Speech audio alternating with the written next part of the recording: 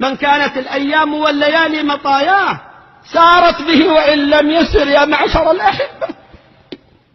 الأعمار هي أيام وليالي، إنا لنفرح بالأيام نقطعها، وكل يوم مضى يدني من الأجل، فالأيام مراحل تطوى. من كانت الأيام والليالي هي المطايا له سارت به وإن لم يسر، وإن كان واقفا العمر يمشي يمضي من العبد. لهذا يقول القائل نسير إلى الآجال في كل لحظة وأيامنا تطوى وهن مراحل، ولم أرى مثل الموت حقا كأنه إذا ما تخطته الأماني باطل.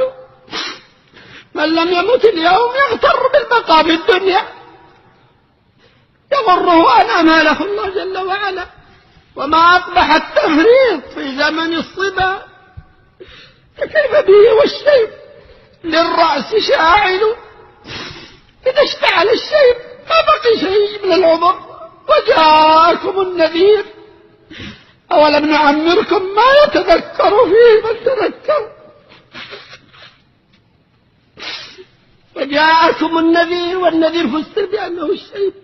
ترحل من الدنيا بزاد من التقى، فعمرك أيام وهن قلائل. ماذا يجب الإنسان؟ ما يجد شيء، كله سيغادره، سيلف في لفافة من قماش في بتر من الأرض. معشر الأحبة، الدنيا زائلة، فيجب على العبد أن ينظر فيما يقربه إلى الله جل وعلا، وأن ينظر إلى أهل السعادة والتقى، وأن يصحبهم، وأن يقوم بما أوجب الله جل وعلا عليه، فإنه لا يدري متى يفجأه الأجل.